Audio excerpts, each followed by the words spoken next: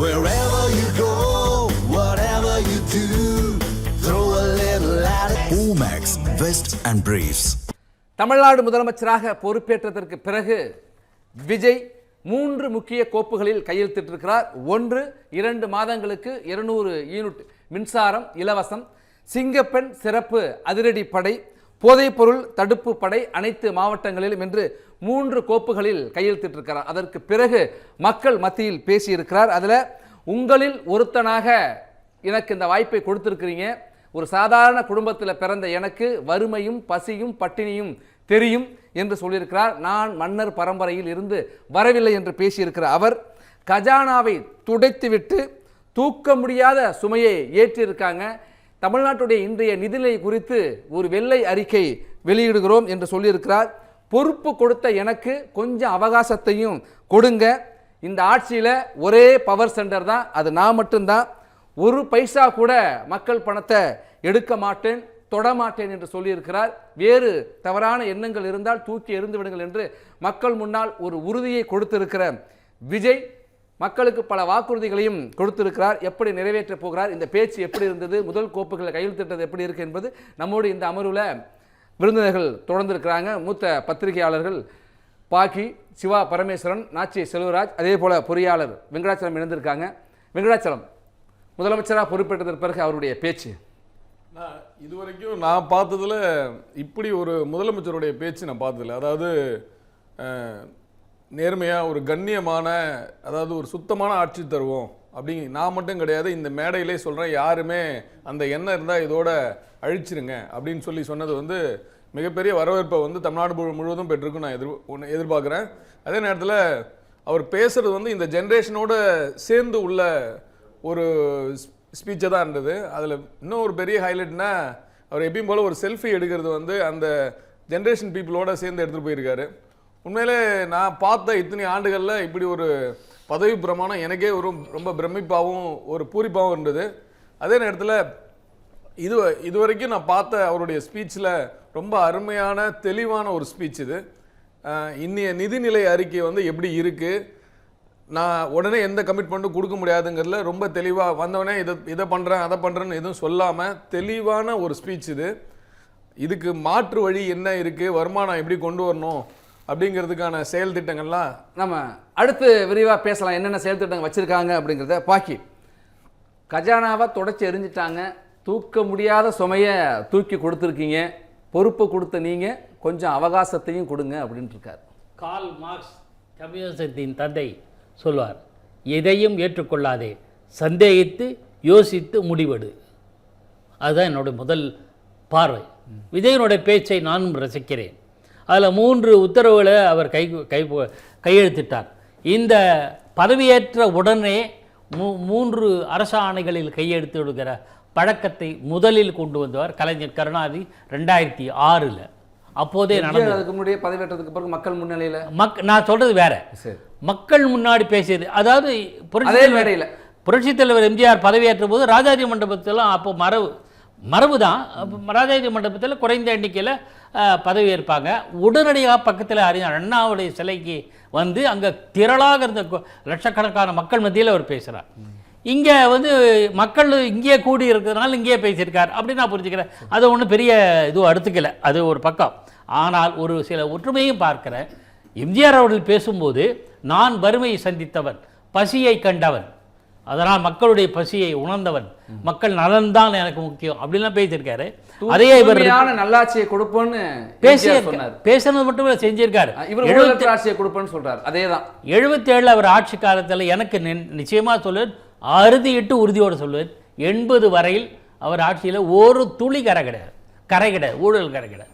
அவர் சொந்த செலவுகள்லாம் பண்ண சம்பவங்கள்லாம் உண்டு. அது ஒரு பக்கம் செலவு பண்ணியிருக்காரு, சொந்த நிதியில் கட்சியும் எல்லாத்துக்கும் செலவு பண்ணியிருக்காரு.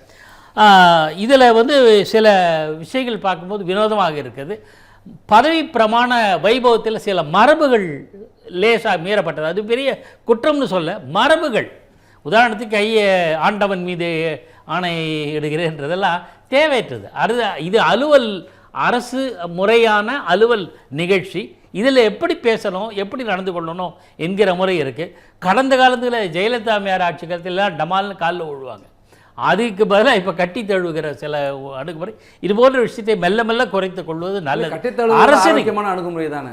இல்லை நான் சொல்றது அரசு நிகழ்ச்சிகள்ல நீங்க கட்சி நிகழ்ச்சிகள் அரசியல் நிகழ்ச்சிகள் வேற, அரசு நிகழ்ச்சி என்பது வேற. அது ஒரு பக்கம் இருந்தாலும் அது ஒன்றும் பெரிய சீரியஸான பின்பற்றணும் இது சீரியஸான விஷயமா நான் சொல்ல விரும்பல. இன்னொன்று, கடந்த முறை முத்துவேல் கருணாநிதி ஸ்டாலின் அவர்கள் பதவி பிரமாணம் செய்த போது அவருடைய துணைவியார் துர்கா அம்மையார் முதல் வரிசையிலிருந்து இவர் பதவியேற்ற போது கண்ணீர் சிந்தி உணர்ச்சி வசப்பட்டார். அதே போல விஜய் பதவியேற்ற பதவி பிரமாணம் எடுத்துக்கொண்ட போது அவரோட தாயார் வந்து கண்ணீர் விட்டு ஆனந்த கண்ணீர் வணங்கியபடியே உட்கார்ந்துருந்தார். அப்படி எனக்கு இந்த 3 உத்தரவுகளில் நான் பெரிதும் வரவேற்கிறேன். நிச்சயமாக கண்டிப்பாக இந்த 3 உத்தரவுகளில் முழுமையாக செயல்பட்ட அது போரும் தமிழ்நாட்டுக்கு. பெண்களுக்கான பாதுகாப்பு, போதைப் பொருள், அது நிச்சயமாக அதை விஜய் செய்தார் என்றால் நான் தலையை மனமார்ந்த பாராட்டுவேன். நம்ம அதை தொடர்ந்து பேசியிருக்கோம். தமிழ் ஜனம் தொடர்ந்து அதை பதிவு பண்ணி தமிழ்நாட்டுக்கு அச்சுறுத்தல் தான். விலைவாசி இங்கே வந்து உணவு பஞ்சம் அதெல்லாம் கிடையாது, பட்டினி சாவு இதெல்லாம் கிடையாது, எதுவுமே கிடையாது. ஆனால் சட்டம் ஒழுங்கு பிரச்சனை, பெண்களுக்கு பாதுகாப்பின்மை, போதைப்பொருள், இது 3 தான் திமுக அரசை வீழ்த்தியது அப்படிங்கிறது கூட ஒரு உண்மை இருக்கு. இதெல்லாம் பார்க்கலாம். இதை விட கடைசியாக கட்சியினருக்கு எச்சரிக்கை விடுத்திருக்காங்க. இது பல தலைவர் பண்ணியிருக்காங்க. நரேந்திர மோடி, பாரத பிரதமர் நரேந்திர மோடி மனமோந்து பாராட்டியிருக்கார். அவர் பாராட்டுகிற சமயத்தில் ஒரு குறிப்பிட்ட கருத்தை சொல்லியிருக்கார். மாநில அரசும் மத்திய அரசும் இணங்கி செயல்பட வேண்டும் அப்படின்னு சொல்லியிருக்கார். அதாவது அரசியல் ரீதியாக பாஜகவை தாவேக்க எதிர்க்கலாம், எதிர்க்க வேண்டும், நல்லதுதான். ஆனால் நிர்வாக ரீதியாக மத்திய அரசோடு இணங்கினால் தமிழகத்துக்கு தேவையான திட்டங்கள், நிதி போன்றவை கிடைக்கும். இதை கலைஞர் கருணாநிதி அவர்கள் வாஜ்பாய் அரசோடு இணங்கி போனார், விபி சிங் அரசோடு இணங்கி போனார், ஐக்கிய குஜரால் தேவகவுடா ஆட்சியோடு இணங்கி போனார். அந்த மாதிரி இருந்தால் தமிழ்நாட்டுக்கு நிதி கிடைக்கும், திட்டங்கள் கிடைக்கும். இதையெல்லாம் வாழ்க்கையை மேம்படுத்த தமிழ்நாடு அரசுடன் இணைந்து தொடர்ந்து பணியாற்றும் அப்படி மத்திய அரசு தயாராகி. இதில் நான் ஒரே ஒரு தகவல் சொல்லி ஆகணும். நரேந்திர மோடி அவர்களுக்கு நெருங்கிய நண்பர், குஜராத்தி நண்பர், இப்போது என் தொடர்பில் இருக்கார், இப்போது கூட இருக்கார். அவரை நான் பாலி தீவில் சந்தித்த போது தமிழ்நாட்டுக்கு நிறைய பண்ணணும்னு நினைக்கிறார். ஏன் why Stalin stops blocks these thing அப்படின்னு என்கிட்ட வெளிப்படையாக கேட்டார். அதனால ஒரு இண்டிகேஷனாக தான் நினைக்கிறேன். இப்போ ஒரு இண்டிகேஷன் கொடுத்துருக்காங்க, 2 பேரும் எடுத்துக்கலாமா? ஏன்னா அப்படி இல்லை, ஆளுநருடையோ இவர்கள் இருவரை முதலமைச்சராக அல்டிமேட் நட்பா இணக்கமா இருந்துச்சு. நிச்சயமா அதுதான் அல்டிமேட் எய்ம். மக்களுக்கு நல்லது, அதுக்கு ஏற்ற மாதிரி அது மாதிரியான விஷயங்கள் கொள்கையை சமரசம் செய்து கொள்ள வேண்டாம். மக்களவையினுடைய எதிர்க்கட்சி தலைவர் பதவியேற்பு விழாவில் அமர்ந்திருக்கிறார். பதவியேற்ற அடுத்த சில நிமிடங்கள்ல பிரதமர் வாழ்த்து சொல்றார். ஒரு ஆரோக்கியமான மத்திய மாநில அரசு ரீதியான உறவு, அரசியல் ரீதியான உறவு புதிய அத்தியாயம் தொடங்குன்னு நம்ம பார்க்கலாம். நாச்சி, முதல் கோப்புகள் கையெழுத்து, பிரதமர் முதலமைச்சரானதுக்கு பிறகு முதல் பேச்சு. அதாவது எனக்கு தெரிஞ்ச அந்த 3 கோப்புகளில் கையெழுத்திட்டதில் வந்து இப்போ 200 யூனிட் வரை ஃப்ரீன்னு சொல்லிக்கிறாங்க இல்லையா, அது ஏற்கனவே இருக்குது. ஆனால் வந்து மாதத்துக்கு 100 யூனிட் ஃப்ரீ அப்படிங்கிறது இருக்குது ஏற்கனவே. இப்போ அதை 200 சொல்லி மாதத்துக்கு 100 அது இல்லை, இவர் வந்து 200 இருக்காருல்ல, மாதம் கணக்கு எடுக்கணும்னு சொன்னாங்க, கணக்கு எடுக்கல. ஆனால் வந்து அந்த 2 மாதம் 100 யூனிட்டுங்கிறது வந்து ஃப்ரீ இருக்குது இல்லையா? அது இருக்கு. அப்புறம் வந்து இதே வந்து திருச்சி சொல்ற மாதிரி இருக்கு. இது வந்து எல்லாம் சொல்லல, இது புதுசா சொல்ற மாதிரி. 2 மாதத்துக்கு 100 யூனிட் ஃப்ரீயா இருந்துச்சு. இப்போ 2 மாதத்துக்கு 200 யூனிட் ஃப்ரீ. சரி, அது ஒன்று. அப்புறம் 2வது அந்த சிங்கப்பெண் படை, அது வந்து ரொம்ப எதிர்பார்க்கப்பட்ட ஒன்று, வரவேற்கத்தக்க விஷயம். அதே பார்க்குறேன் நான். அதே மாதிரி எம்ஜிஆர் வந்து கிட்டத்தட்ட சமூக விதங்களுக்கிடையே வந்து சண்டையெல்லாம் வரபோது மக்கள் நல குழுன்னு ஒன்று ஆரம்பித்தார். அது வந்து மிகப்பெரிய ஒரு தாக்கத்தை ஏற்படுத்துது. அந்த மாதிரி வந்து இப்போ வந்து போதைப்பொருள் ஒழிப்பு குழு அப்படிங்கிறது கொண்டு வந்து அது எந்த மாதிரி கொண்டு வராருன்னு தெரியல. முழுக்க போலீஸ் வச்சு பண்ணுறாரா, இல்லை வந்து அந்த குறிப்பிட்ட அந்த ஏரியாவில் வந்து ஒரு பிரபலங்கள் தன்னார்வலர்கள், இளைஞர்கள், மக்கள் நல குழு அந்த மாதிரி இருப்பாங்க, அவங்களோட இணைஞ்சு செயல்படுறாரா விளக்கல. அது விளக்கல. அப்படி வந்தால் தான் உங்களுக்கு வந்து கரெக்டான அது ஒழிப்புக்கு வந்து ஒரு தீர்க்கமான முடிவு எடுக்க முடியும், ஆக்கப்பூர்வமான முடிவு. அது வந்து போலீஸோட சேர்ந்து அங்கே இருக்கிற லோக்கல் ஆளுகளும் இருக்கணும். இருந்தால் தான் அது வந்து, ஏன்னா அது யார் செய்கிறா, இந்த பையன் இன்னொரு பையன் செய்கிறான், இன்னொரு பையன் கொண்டு வர்றான் அப்படிங்கிறதெல்லாம் அவங்களுக்கு தான் தெரியும். பேச்சில் இன்னொரு விஷயத்தையும் அவர் குறிப்பிட்டதை பார்க்க முடிகிறது. என்னை ஏளனமாக பார்த்தவர்கள், அவமானப்படுத்தியவர்களாக இருந்தாலும் கூட, இளைஞர் செஞ்சவர்கள் இருந்தாலும் கூட, அப்படிங்கிறப்ப மறப்போம் மன்னிப்போம்ட்டு எல்லோரையும் அரவணைச்சு செல்வேங்கிறத வெளிப்படுத்திக்கிறாரு. அது அவருக்கு மட்டும் இல்லை, அவரோட தொண்டர்களுக்கும் நீங்கள் வந்து லோக்கலில் சந்திச்சிருப்பீங்க, அவமானப்படுத்திருப்பீங்க. போகிற போது ஒரு பெண் வந்து இதில் திருவிக நகர் தொகுதியில் ஜெயிச்ச அந்த கேண்டிடேட் கூட லேடி சொன்னாங்க, லதாங்கிறவங்க, நான் வந்து 12 வருஷமாக வந்து இந்த இயக்கத்தில் இருந்துட்டு இருக்கிறேன், என்னை யாருமே மதிக்க மாட்டாங்க, ஏளனமாக பேசுவாங்க, வருவாங்க போவாங்க, ஆனால் இன்றைக்கி வந்து என்னை நான் எம்எல்ஏ ஆனது பிறகு திரும்பி பார்க்குறாங்க அப்படிங்கிறது வந்து அது வந்து சமூக வெற்றியாக பார்க்குறேன் அப்படிங்கிறாங்க. அது வந்து உண்மையாகவே அது பார்க்குற போது எங்கேயோ இருந்த ஒருத்தர் வந்து கூட்டிக்கு வந்து மேலே நிறுத்திக்கிறாங்கிற போது அது வந்து பெரிய வெற்றியாக தான் நான் பார்க்குறேன். அதே சமயத்தில் வந்து இந்த பவர் பாயிண்ட் ஒன்று மட்டும்தான் அப்படிங்கிறது பவர் சென்டர். ஆமாம், அது வந்து மிகப்பெரிய வரவேற்புக்கத்தக்க விஷயம். ஏன்னா பவர் சென்டர் வந்து நிறையா இருக்குது. இப்போ கடந்த கால ஆட்சிகளும் சரி, போன ஆட்சிகளும் சரி, இது இப்படியெல்லாம் நிறையா இருந்துச்சு. இது ஒருமுகப்படுத்தி இதுக்கு முன்னாடி அதிகாரத்தில் இருந்தவங்க 4 பவர் சென்டர் இருக்கு, 5 பவர் சென்டர் அவங்க சொன்னதில்லை. ஆனால் நடைமுறை 4, 5 இருந்துச்சு. ஆமாம், இப்போ சொல்லியிருக்காரு, செயலாவதான்னு பார்க்கலாம். அது மிகப்பெரிய மிக ஆமாம் கவனிக்கத்தக்க விஷயமா இருக்கு. ஒரு பவர் சென்டராக இருந்திருந்தா உண்மையாகவே அது ஆட்சி நல்லா தான் போகும் அப்படிங்கிறதா. ரெண்டாவது இன்னும் உள்ளே போய் பார்த்தா தான் என்னென்ன விஷயங்கள் இருக்குதுன்னு தெரியுங்கிறாரு. அது வந்து அதை பற்றி இப்போ அதை பேசுகிறத நான் பார்க்குற போது எப்படி பார்க்குறேன்னா, ஒரு கைதேர்ந்த அரசியல்வாதி தான் இப்படி பேச முடியும் அப்படிங்கிறது தான். அவங்க யதார்த்தமாகவும் இருந்துச்சு இல்லை? ஆமாம், அப்போ அந்த பேச்சு வந்து உண்மையாகவே அது பயங்கரமாக இருந்துச்சு. இப்போ உள்ளுக்குள்ளே என்னென்னமெல்லாம் செஞ்சு வச்சுக்கிறாங்களோ எப்படி பார்க்குறது என்ன பண்ணுறது எனக்கு தெரியல அப்படிங்கிற போது அந்த பயத்தோட தன் பொறுப்பு வகிக்கிற பயத்தோட அது சொல்கிற வந்து இருக்கிற வெளிப்படையான நிர்வாகம் சொல்லியிருக்காரு அப்படிங்கிறாரு. அது வந்து உண்மையாக அது சரி, அது வந்து மிகப்பெரிய விஷயமா இருக்குது. வெள்ளையறிக்கைங்கிற போது நமக்கு உடனே அந்த மன்னார்குடியில் நின்னார்ல டிஆர்பி ராஜா, அவர் தான் வெள்ளை பேப்பர் எடுத்து காட்டினார்ல, அவர் அதை தான் எனக்கு ஞாபகம் இருக்குது. அப்போ அது வந்து மக்கள் அவருக்கு பரிசு செஞ்சுக்கிறாங்க, தோல்விங்கிற பரிசு. இதெல்லாம் வந்து ஜனநாயகத்தில் யார் என்ன பேசினாலும் வாட்ச் பண்ணிகிட்டே இருப்பாங்க. அதுக்காக உண்டான தண்டனை பெற்றே தருவார்கள் அப்படிங்கிறது வந்து இந்த தேர்தல் முடிவெல்லாம் சொல்லுது. ஸோ வந்து இந்த ஆட்சி வந்து உண்மையாகவே இன்றைக்கி நல்லா வந்திருக்கு. எப்படி வரும் எப்படி போகும்னு தெரியல. கூட கம்யூனிஸ்ட் கொள்கைகள்லாம் நிறையா பின்பற்றுவாங்களா அப்படிங்கிறத பொறுத்து தான் பார்க்கணும். சரி சரி சிவா பரமேஸ்வரன், 3 முக்கிய கையெழுத்து, அடுத்தடுத்த அறிவிப்புகள் எப்படி இருக்குது? இல்லை, 2வது 3வது அந்த அறிவிப்பில் வந்து பெருசாக வந்து அது எதிர்பார்க்கப்பட்ட ஒன்று தான். ஏன்னா மகளிர் பாதுகாப்பு தொடர்பாக இப்போ எல்லாமே வந்து ஜெயலலிதா ஆட்சி காலத்தில் வந்த பேர் அனைத்து மகளிர் காவல் நிலையங்கள்லாம் இருந்திருக்குது. ஸோ அதை இன்னும் கொஞ்சம் வந்து வலுப்படுத்துவாங்க, ஸ்ட்ரெங்தன் பண்ணுவாங்கன்னு தான் நான் எதிர்பார்க்குறேன். ஏன்னா போலீஸ் ஃபோர்ஸில் வந்து ரெக்ரூட்மெண்ட் நடந்து ரொம்ப நாள் ஆச்சு. கூடுதலான காவலர்கள் இப்படி தனியாக ஒரு டிபார்ட்மெண்ட்டுக்கு கொண்டு வரணும், போலீஸ் ஃபோர்ஸ் அமைக்கணும்னா அதற்கான போதிய காவலர்கள் இருக்காங்களான்னு தெரியல. அதனால் இருக்கிறதுக்குள்ளேயே அந்த மகளிர், அது அனைத்து மகளிர் காவல் நிலையத்தை கொஞ்சம் வலுப்படுத்தி அதுக்குள்ளேயே பெண்களுக்கு எதிரான அந்த பாதுகாப்பு விஷயங்களை கொண்டு வருவாங்கன்னு நினைக்கிறேன். அதே மாதிரி தான் இப்போ வந்து இப்போ நார்காட்டிக்ஸ் கண்ட்ரோல் பீரோ இருக்குது, இப்போ சைபர் கிரைம்லாம் இருக்கிற மாதிரி அதுக்கு ஒரு சிறப்பு இது. அதனால் வந்து பெருசான இன்ஃப்ராஸ்ட்ரக்சரை கொஞ்சம் டிங்கர் பண்ணி இங்கங்கே எடுத்தால் போதுமே ஒழிய பெரிய அளவில் வந்து பொருட்செலவுகள் பிடிக்காதுன்னு நான் நம்புகிறேன். ஆனால் ஏற்கனவே மின்சார வாரியம் மிக மிக கடுமையான நெருக்கடியிலிருந்து பல்லாயிரக்கணக்கான கோடி ரூபாய் நஷ்டத்தில் இருக்கும் பொழுது 200 யூனிட் வந்து இலவசம்னு சொல்லும் பொழுது அதை எப்படி சமாளிக்க முடியும்? அதுக்கு ஒரு கேவியட்டாக தான், முன்ஜாமீனாக தான் என்ன சொல்லிடுறாரு, தொடைத்து வைத்து போயிட்டாங்க. 10,000 கோடி ரூபாய் 10 லட்சம் கோடி ரூபாய் வந்து கஜானா காலின்னு. அதனால் இந்த 200 இது வந்து ஒரு வகையில் ஒரு கவர்ச்சிகரமாக தேர்தல் வாக்குறுதியில் சொன்னது தான். ஆனால் 200 யூனிட் மின்சாரம் வந்து இலவசமாக கொடுக்குங்கிற பொழுது அது இன்னும் வந்து மின்சார வாரியத்தின் மீதான நிதிச்சுமையை அதிகரிக்கும். ஏன்னா பல ஆண்டுகளுக்கு முன்னர் மின்சார வாரியத்திலேருந்து ஓய்வு பெற்றவர்களுக்கான பணிக்கொடை இன்னும் வரல, அவங்களுக்கான பென்ஷன்லாம் இன்னும் வரல. அப்போ இப்போ ஒரே ஒரு சின்ன உதாரணம், நேற்று முன்னால் கடந்த 2 நாட்களில் கூட சென்னையில் பெய்த சிறு மழைக்கு கூட இரவு நேரங்களில் மிக நீண்ட நேரம் வந்து மின் தட்டுப்பாடு ஏறக்கூடியது இருக்குது. மின்சார வாரியத்தில் கேட்டபொழுது அதிகாரிகள்கிட்ட, நண்பர்கள் அறிந்தவர்கள் கேட்டப்போ சொன்னாங்கன்னா, சார் மெயின்டெனன்ஸுக்கு ஃபண்டு கிடையாது எங்ககிட்ட அப்படிங்கிறாங்க. அதனால் இப்படியான யதார்த்தங்கள்லாம் இருக்கும்பொழுது இது எப்படி சமாளிக்க போகின்றார் அப்படிங்கிறது மிகப்பெரிய ஒரு கேள்வி இருக்குது. இன்னொன்று, சாத்தியமானதை மட்டுமே செய்வேன் அப்படிங்கிறது வந்து அவருடைய சகோதர சகோதரிகள், தாத்தா பாட்டிகள், தம்பிகள், அண்ணன்கள், உடன்பிறப்புகள், நண்பிகளுக்கு எல்லாருக்குமே காத்திரமாக ஒரு செய்தி சொல்லிட்டாருன்னு நான் நினைக்கிறேன். அதாவது 3 படி லட்சியம், 1 படி நிச்சயங்கிற அந்த கதையை இப்பொழுதைக்கு வந்து அரசாங்க கஜானாவில் பணம் இல்லை.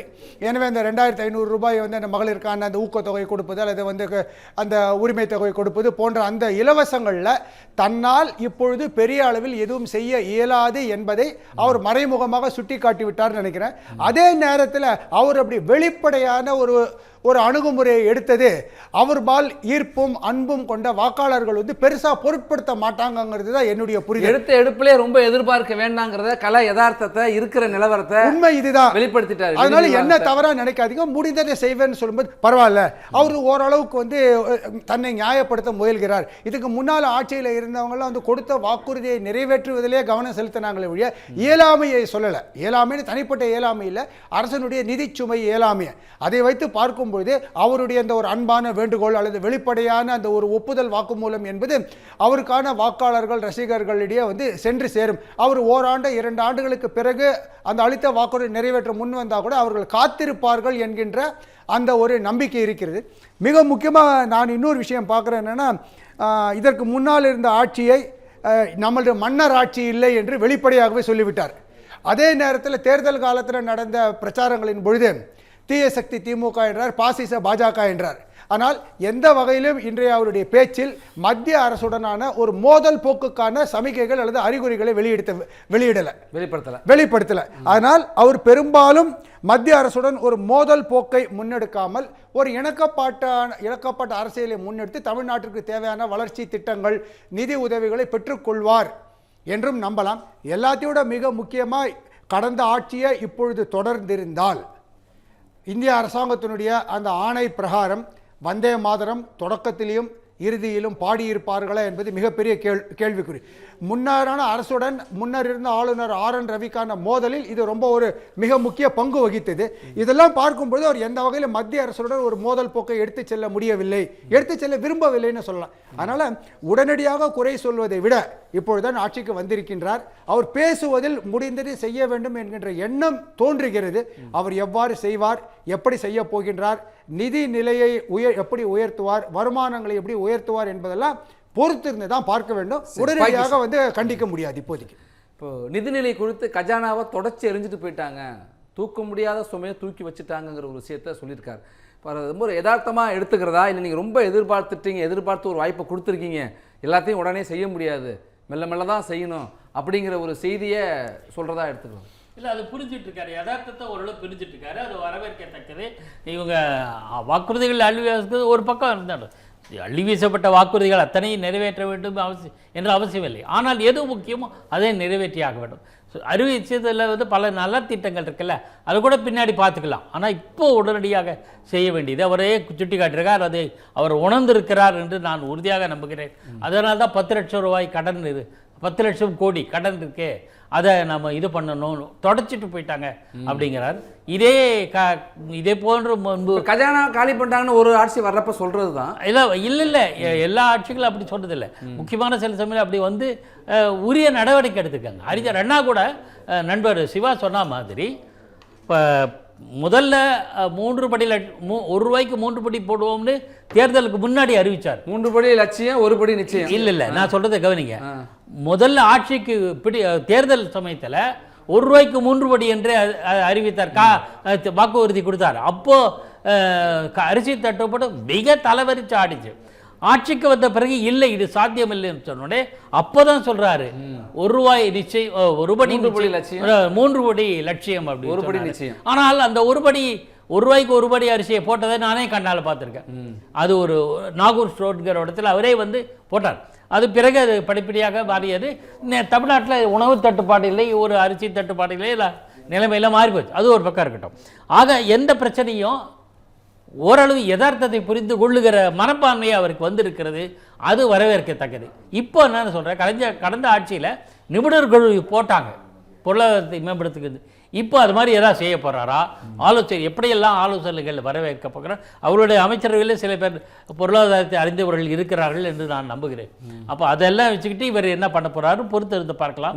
அவகாசம் நிறைய கொடுக்கணும். எனக்கு அவகாசம் கொடுக்கிற அவரே கேட்டிருக்கார். பதவிக்கு வந்து அமைச்சராக பொறுப்பேற்றிருக்கார். முன்னாள் IAS அதிகாரி, முன்னாள் அமைச்சர், IRS அப்படிலாம் பொறுப்பு ஏற்றிருக்காங்க. பார்க்கலாம். வெங்கடாச்சலம், நிதி சவாலை எடுத்து சொன்னீங்க, நம்ம அடுத்த ரவுண்டில் பேசலாம்னு சொன்னால் சேர்த்து சொல்லியிருக்கோம். இப்போ நிதி சவாலுங்கிறது வந்து புள்ளி விவரத்தோடு சொன்னால் நம்முடைய ஆண்டு அதாவது வருவாய் பார்த்தீங்கன்னா 3,31,000 கோடி ரூபாய் இன்கமிங் இருக்குது. எக்ஸ்பென்ஸ் பார்த்தீங்கன்னா 3,88,000 கோடி ரூபா வந்து எக்ஸ்பென்ஸ் இருக்குது. அதாவது தமிழ்நாடு கவர்மெண்ட்டு ரன் பண்ணுறதுக்கான அந்த பேலன்ஸ் தான் அவர் சொல்கிறதுல லாஸில் இருக்குது. ஆல்மோஸ்ட் பார்த்தீங்கன்னா ஒரு 60,000 கோடி ரூபா லாஸில் இருக்குது அப்படிங்கிற கணக்கு தான் வந்து அவர் அக்குமுலேட் ஆனது, எக்ஸஸ் செலவு இதெல்லாம் சொல்கிறாரு. இதை எப்படி சரி பண்ணலாம் அப்படிங்கிறத வந்து பார்த்தீங்கன்னா வீண் செலவு, ரிப்பீட்டடாக செய்கிற செலவு என்னென்ன இருக்குன்னு அரசாங்கம் ஃபஸ்ட்டு ஐடென்டிஃபை பண்ணும். ஒரு எக்ஸாம்பிள் சொன்னால், ஒரு ரோடு போட்டாங்கன்னா பழைய ரோடை எடுத்துகிட்டு போடணும் அப்படிங்கிற ஒரு ப்ரொசீஜர் இருக்குது. அது இங்கே எங்கேயாவது பண்ணிருக்காங்கன்னா அதில் வந்து வருஷம் அக்குமுலேட் ஆகிற அந்த காசை வந்து சேவிங்ஸ் பண்ணலாம். எங்கெங்கெல்லாம் வீண் செலவு இருக்குங்கிறத ஒரு நிபுணர் குழு வச்சு அந்தந்த தொழில் சார்ந்த துறை சார்ந்த நிபுணர் குழு வச்சு வீண் செலவு எங்கெங்கெல்லாம் ஆகுதோ அதை ஃபஸ்ட்டு கண்ட்ரோல் பண்ணலாம். இன்னும் சென்னையில் ஒரு பெரிய பிரச்சனையாக பேசிக்கிட்டு இருக்கிற வடிகால், மழைநீர் வடிகால், இது வரைக்கும் லாஸ்ட் 20 இயர்ஸில் பார்த்தீங்கன்னா ஆல்மோஸ்ட் ஒரு 28,000-30,000 கோடி ரூபா செலவு பண்ணியிருக்காங்க. இன்னே வரைக்கும் அந்த மழைநீர் வடிகால் வாய்க்காலில் தண்ணி நின்றுட்டு தான் இருக்குது. தண்ணி பெஞ்ச சின்ன மழைக்கும் தேங்கி நிற்கிறத பார்க்க முடியும், தேங்கி நிற்கிது. இதுக்கு வந்து பார்த்தீங்கன்னா வருஷம் ஒரு 4,000 கோடி ரூபா 5,000 கோடி ரூபா ஃபண்டு ஒதுக்கிட்டே இருக்கிறாங்க. இந்த ப்ராசஸை நிற்பாட்டுறதுக்கு இதுக்கு ஒரு நிபுணர் குழு போட்டு இந்த இடத்துல இந்த பிரச்சனை இருக்கு, இது பர்மனெண்ட்டாக வரக்கூடாது, இதுக்கப்புறம் நான் இதுக்கு ₹1 கூட செலவு பண்ண மாட்டேன். அதுதான் ஒரு திருப்புகழ் கமிட்டியெல்லாம் அமைச்சு பரிந்துரை கொடுத்தாங்களே, மறுபடியும் இன்னொரு நிபுணர் குழு வேணுங்கிறது, அதே பரிந்துரை திருப்புகழ் கமிட்டி அமைச்சு அந்த அதுக்கான ப்ராசஸே நடக்கலையா, அந்த பேப்பராக தானே இருக்கு. நான் சொல்றது வந்து திருப்புகழ் கமிட்டி இல்லாம துறை சார்ந்த வெளியில் இருக்கிற நிபுணர்கள், கட்டுமான பொறியாளர்கள் சங்கம், இது மாதிரி துறை சார்ந்த நிபுணர்கள், எக்ஸ்பர்ட்ஸ் யாரெல்லாம் இருக்காங்க அவங்கள வச்சு பண்ணும்போது நான் இதுக்கப்புறம் மழைநீர் வடிகாலுக்கு ஃபண்டு ஒதுக்க மாட்டேன், எங்கேயுமே தண்ணி நிற்கக்கூடாது. இன்னொரு முக்கியமான விஷயம், அந்த தண்ணி வந்து சேவிங்ஸில் வரணும், தண்ணியை வந்து சேவிங்ஸ் பண்ணணும் அப்படிங்கிற மாதிரி ஒரு மழைநீர் சேர்ப்பு ஜெயலலிதா அவர்கள் ஆட்சி காலத்தில் கொண்டு வந்தாங்க. ரொம்ப வெற்றிகரமாக நடைமுறைப்படுத்தப்பட்டது. அடுத்த ஆண்டு அதனுடைய பலனை மக்கள் பார்த்தோம். ஆனால் அது என்னமோ தெரியல, இன்னும் பேப்பரில் இருக்குது, நடைமுறையில் இல்லை. நடைமுறைக்கு வருது, கடுமையான சட்டங்கள் கொண்டு வந்து இதுக்கப்புறம் நம்ம மழைநீர் வடிகாலுக்கு வந்து ஒதுக்க மாட்டோம், அது ஒரு ஃபைனலாக ஒரு ப்ராசஸ் பண்ணுங்க அப்படிங்கிற ஒரு திங்க் டேங்க் வச்சா இன்னும் வந்து இந்த பைசா சேவிங்ஸை வந்து கொண்டு நான் சொல்ல ரிப்பீட்டடாக தேவையில்லாத செலவு ஒவ்வொரு ஆண்டும் அதிகமாகிட்டே இருக்குது. இதில் பார்த்தீங்கன்னா இந்த டோட்டல் எக்ஸ்பென்ஸில் 13,000 கோடி ரூபா வட்டி மட்டும் கட்டுறோம் நம்ம. டோட்டல் எக்ஸ்பென்ஸ் இப்போ தமிழ்நாடு அரசு வந்து உலக வங்கிக்கு மற்றதுக்கு வட்டி மட்டும் 13,000 கோடி வாங்கிய கடனுக்கு வட்டி கட்டிட்டு இருக்கிறோம். இது மாதிரி ஒன்று ஒன்றா பிரிக்கும் போது இன்னொன்று வந்து ஜீரோ பட்ஜெட் வந்து பண்ணலாம். ஜீரோ பட்ஜெட்டுங்கிறது வந்து ஒரு புதுசாக ஒரு ஸ்கீம் கொண்டு வராங்க. அந்த நிபுணர் குழு கையில் கொடுத்து அந்த ஸ்கீமில் வந்து செலவு அரசாங்க செலவு இல்லாமல் பண்ண முடியுமா, இல்லை இது மூலமா வருமானம் வருமா அப்படிங்கிற வந்து ஒரு செயல் திட்டத்தை வடிவமைச்சு அது பிரகாரம் இந்த ப்ராசஸ் பண்ணலாம். அப்படி பண்ண போது என்ன மாதிரி பண்ணலான்னா, ஒரு எக்ஸாம்பிள் சொன்னால் ஏரி குளங்கள் தூர் வாடுறதை வந்து அந்த மண்ணை வந்து ஏலம் விடலாம். ஏலம் விடுற மண்ணை வந்து அது இதுக்கு முன்னாடி ஸ்கீமில் பார்த்தீங்கன்னா பிடபிள்யூவில் வந்து ஆல்மோஸ்ட் வந்து இன்கமிங் பார்த்தீங்கன்னா 5,000 கோடி ரூபா வந்து இன்கமிங் வருது. எக்ஸ்பென்ஸ் பார்த்தீங்கன்னா ஆல்மோஸ்ட் 15,000 கோடி ரூபா எக்ஸ்பென்ஸ் பொதுப்பணித்துறையில் வருது. பொதுப்பணித்துறையை லாபத்தில்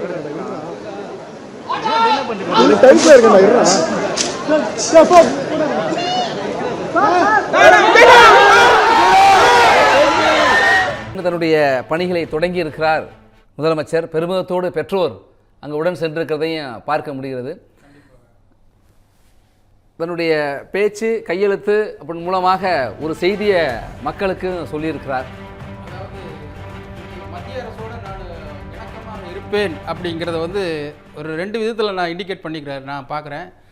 ஏன்னா சென்ற ஆட்சியில் வந்து இந்த வந்தே மாதரம் பாடலை வந்து ஒழிக்கக்கூடாது அப்படின்னு சொன்னது ஒன்று, ஆனால் அதை வந்து நடைமுறைப்படுத்திக்கிறாங்க, அது ஒரு விஷயமா பார்க்குறேன். 2வது பள்ளிக்கல்வி கொள்கைகளை வந்து மத்திய அரசோட சிலபஸை கொண்டு வரக்கூடாது அப்படின்ட்டு சென்ற ஆட்சியில் வந்து மகேஷ் பொய்யாமொழி அவர் வந்து அதில் கவனமாக இருந்துகிட்டு இருந்தார். ஆனால் அதையும் மீறி தலைமைச் செயலக அதிகாரிகள் மற்றவங்களெல்லாம் சில புகுத்துனாங்க அப்படிங்கிற மாதிரி ஒரு செயல்பாடு இருந்தது. ஆனால் இன்றைக்கு பள்ளிக்கல்வித்துறை ஒரு வெங்கட்ராமன் அப்படி வருவார் அப்படிங்கிற மாதிரி ஒரு ஊதியத்தில் சொல்லிக்கிறேன், யூகத்தில் சொல்லிக்கிறாங்க. அதன் அடிப்படையில் பார்க்குற போது கண்டிப்பாக வந்து மத்திய அரசு பாடத்திட்ட முறை வர்றதுக்கு நிறைய வாய்ப்பு இருக்குது அப்படிங்கிறத வந்து தன்னோட மந்திரி சகாக்கள் மூலம் விஜய் இண்டிகேட் பண்ணிக்கிறாரு அப்படிங்கிறத பார்க்க முடியுது. ஸோ வந்து மத்திய அரசுக்கு ஒரு இணக்கமான அரசாக இந்த அரசு இருக்கும் அப்படிங்கிறத இந்த 2 விதத்தில் சொல்லிக்கிறாங்க அப்படிங்கிறத நம்மளோட கணிப்பாக இருக்குது. இது போக போக தெரியும் எப்படிங்கிறது வந்து, ஏன்னா பள்ளி கல்விங்கிறது வந்து முக்கியமான விஷயம் ஒன்று. 2வது இந்த கலாச்சார பண்பாடு வந்து கொண்டு வர்றது அது ஒரு விஷயம். இந்த 2மே வந்து தன்னோட இண்டிகேட் கொடுத்துக்கிறார் விஜய் அப்படிங்கிறத பார்க்கணும். ஸோ வந்து மத்திய அரசோட இணக்கமாக இருப்பார். சென்ற ஆட்சியை கம்பேர் பண்ணுற போது இந்த ஆட்சி இணக்கமாக இருக்கும் அப்படிங்கிறத நான் பார்க்குறேன். சிவா பரமேஸ்வரன், எளிதாக வெற்றி பெற்று விட்டேன், ஆனால் எளிதாக ஆட்சி அமைக்க முடியலை, அந்த எளிதாக ஆட்சியையும் தொடர முடியாதுன்னு தான் அவருடைய பேச்சு வெளிப்படுத்தியிருக்கா, நிறைவு கருத்தும் சேர்த்து. இல்லை, எல்லா ஆட்சியாளர்களும் தான் முன்னால் இருக்கிற ஒரு குறை சொல்வதை காட்டிலும் தாங்கள் என்ன செய்ய போகிறோம் என்று. அதனால் இவர் முன்னால் இருந்த ஆட்சியாளர்கள் யதார்த்தத்தை மாத்திரம் 1-2 வார்த்தைகளை வெளிப்படுத்தி விட்டு முடிந்ததை செய்வேன், அது குறிப்பாக சாத்தியமானதை செய்வேன்னு சொல்கிறார். அதனால் ஏதோ செய்ய வேண்டும் என்கின்ற உளசுத்தி இருப்பதற்கான அறிகுறிகள் தெரிகின்றன. உடனடியாக விமர்சித்து மாற்று கருத்துக்களை சொல்வதை விட அவர் செயல்படுவதற்கு காலம் அளித்துவிட்டு பின்னர் கருத்துக்கள் சொல்வதுதான் சரியாக இருக்கும். நிறைவு கருத்தும் சேர்த்து. இல்லை, புதிய ஆட்சி வந்திருக்கிறது, எதிர்பார்ப்புகள் கூட இருக்கின்றன, எதிர்பார்ப்புகளை நிறைவேற்றுவாரா என்பது குறைந்தது ஒரு 6 மாதமாவது அவருக்கு அவகாசம் அளித்து தான் கருத்து கூறணும். வெங்கடாச்சலம், நிறைவு கருத்து. முதலமைச்சருக்கு முக்கியமான கோரிக்கையாக வைக்கிறது, ஒவ்வொரு துறை சார்ந்த நிபுணத்துக்கு ஒரு திங்க் டேங்க் ஃபிக்ஸ் பண்ணி அவங்கள்ட்ட ஆலோசனை கேட்டு எதெல்லாம் பட்ஜெட் கம்மி பண்ணலாம் அப்படிங்கிறத பண்ணால் இந்த எல்லா திட்டங்களையும் அவர் அறிவித்த எல்லா திட்டங்களையும் மிக விரைவில் செயல்படுத்தலாம். அதை தாழ்மையான கோரிக்கையாக வச்சுக்கிறோம். முக்கியமாக கட்டுமானத்துறைக்கு ஒரு தனி அமைச்சகம் அமைச்சு கொடுக்கணுங்கிறது முதலமைச்சரை கோரிக்கையாக வைக்கிறேன். பாகிஸ்தான் நிறைவு கருத்து. நண்பர் செல்வராஜ் சொன்ன மாதிரி மத்திய அரசோட இணங்கி போகிற முடிவில் இவர்களது தோழமை கட்சியான காங்கிரஸுக்கும் மறுப்பு இருக்காதுன்னு நான் நினைக்கிறேன். முக்கியமான சில விஷயங்களை காங்கிரஸும் பாஜகவும் ஒரே பாதையில் தான் சொல்லும், அதில் மாற்று கருத்தே இருக்காது. உதாரணத்துக்கு பிஎம்ஸ்ரீ திட்டங்கள் போன்ற விஷயங்களில் 2 பேருக்கும் ஒரே பாதை தான், அரசியல் ரீதியாக வேறுபாடு இருக்கலாம். அந்த விஷயத்தில் பார்த்தா ஒரு ப்ரொக்ரெசிவாக தான் முற்போக்காக பார்க்குற ஒன்று. நான் ஏற்கனவே சொன்னது போல் ஊடகத்தை தொடர்பு வலுப்படுத்துவதே அவருக்கு நல்லது அப்படின்னு பார்க்கிறேன். நிறைவு கருத்து செல்வராஜ். அதாவது இப்போ இருக்கிற கடன் பிரச்சனை, அதாவது மற்ற சட்டம் ஒழுங்கு பிரச்சனை, இது எல்லாமே மத்திய அரசோட இணக்கமாக இருந்து இதெல்லாம் ஈஸியாக முடித்தா நல்லாயிருக்கும் அப்படிங்கிறத, மத்திய அரசோடு இணக்கமாக போனால் நல்லாயிருக்கும். ஜிஎஸ்டி இதை போன்ற இதெல்லாம் பெருமைப்படுத்தி மாநில அரசுக்கு அதிக பணங்களை ஈட்டு முதலீடுகளை ஈட்டு கொண்டு இது ஒரு வெற்றிகரமான அரசாக போகணுன்னு தான் நம்மளோட பார்வையாக இருக்குது. இணக்கமாக இருப்போம், மத்திய அரசோடு மட்டுமல்ல, இங்கே எதிர்க்கட்சி வரிசையில் இருக்கிற கட்சிகளோடு இணக்கமாக தான் இருப்போம் அப்படிங்கிறதையும் வெளிப்படுத்திருக்காரா? இந்த பழிவாங்கும் நடவடிக்கை போலாம் எதுவும் இருக்காது அப்படிங்கிறதையும் இல்லை, அது தெளிவாக சொல்லிட்டாரு. அதை தெளிவாக சொல்லிக்கிறாரு. அதை அதாவது கம்யூனிஸ்ட் காங்கிரஸ் கட்சிகளெல்லாம் நம்மளோட இணைந்து செயலாற்றி இந்த அரசை முற்போக்கு பாதையில் கொண்டு போவோம் அப்படிங்கிறது. அதை நம்ம ஒரே கல்லில் 2 மாங்க அப்படிங்கிற மாதிரி ராகுல் காந்தி பக்கத்தில் வச்சுட்டோம். அதே சமயத்தில் டெல்லியிலிருந்து பிரைம் மினிஸ்டர் தன்னோட அழுத்தமான வார்த்தைகளை அங்கே சொல்லிக்கிறாரு. இணைந்து பணியாற்றுவோம், தொடர்ந்து பணியாற்றுவோங்கிற அழுத்தமாக சொல்லிக்கிறாரு. ஒரு ஆரோக்கியமான புதிய அத்தியாயம் தொடங்குதுன்னு எடுத்துக்கலாமா? கண்டிப்பாக எடுத்துக்கலாம். இல்லை, ஒரே ஒரு விஷயம் என்னன்னா, கூட்டணி கட்சிகளின் அழுத்தங்களுக்கு இவர் அடிபணியாமல் மக்களுக்கு சொன்னதை செய்தால் இவர் மீதான மதிப்பும் ஆதரவும் பெருகும். நன்றி நன்றி நன்றி. 3 முக்கிய கோப்புகளில் முதலமைச்சர் கையெழுத்திட்டிருக்கார். அதை தொடர்ந்து மக்களை சந்தித்து மக்களிடம் அவர் பேசுகின்ற பொழுது பல விஷயங்களை குறிப்பிட்டிருக்கார். தூக்க முடியாத சுமையை தூக்கி கொடுத்துருக்கீங்க, கஜானாவை தொடச்சி எரிஞ்சிட்டு போயிட்டாங்க, கஜானா காலியாக இருக்கிற சூழலில் இப்போது வெளிப்படைத்தன்மையோடு ஒரு நிர்வாகத்தை நான் நிச்சயமாக கொடுப்பேன், அதே நேரத்தில் பொறுப்பை கொடுத்த எனக்கு கொஞ்சம் கால அவகாசத்தையும் கொடுங்க, ஒரே பவர் சென்டர் தான் இருக்கும், அது இந்த விஜய் தான் அப்படிங்கிறதையும் உறுதிப்படுத்தியிருக்கிற அதே நேரத்தில் மக்கள் பணத்திலேருந்து ஒரு பைசா கூட தொடமாட்டேன்னு சொல்லியிருக்கார். 3 முக்கிய கோப்புகள், மிக முக்கியமாக 200 யூனிட் இலவச மின்சாரம், சிங்கப்பெண் சிறப்பு படை, போதைப்பொருள் தடுப்புக்கான ஒவ்வொரு மாவட்டத்திலையும் ஒரு படை அப்படின்னு சொல்லியிருக்காரு. இதை விட இன்னும் எதிர்பார்த்த விஷயங்கள், பாட்டிலுக்கு 10 ரூபான்னு கரூரில் ஒரு பாட்டை விஜய் பாடினார். அப்போ இன்னமும் டாஸ்மாக் மதுபான கடைகளில் ஒரு பாட்டிலுக்கு 10 ரூபா வசூல் பண்ணிட்டு இருக்காங்களே, அதை உடனடியாக நிறுத்த வேண்டும் என்பது ஒரு எதிர்பார்ப்பு. இன்னொன்று, வியர்வை சிந்தி விளைவித்த விவசாயிகளிடமிருந்து 1 கிலோவுக்கு 1 ரூபா கட்டாயமாக வழிப்பறி போல நேரடி நெல் கொள்முதல் நிலையங்களில் பறிச்சுக்கிட்டு இருக்காங்க. அதற்கு முற்றுப்புள்ளி வைக்கப்படுமா என்கிற ஒரு எதிர்பார்ப்பும் கேள்வியும் எழுந்திருக்கிறது. அரசு ஊழியர்கள், ஆசிரியர்கள் தொடர்ச்சியாக போராட்டம் நடத்தினாங்க, அவர்கள் கோரிக்கை நிறைவேற்றப்படுமா என்கிற கேள்விகள்லாம் எழுந்திருக்கிற சூழல்ல முதலமைச்சராக பொறுப்பேற்றிருக்கிற விஜய்க்கு வாழ்த்துக்களோடு இன்றைய சிறப்பு நேரலை நிறைவு பெறுகிறது.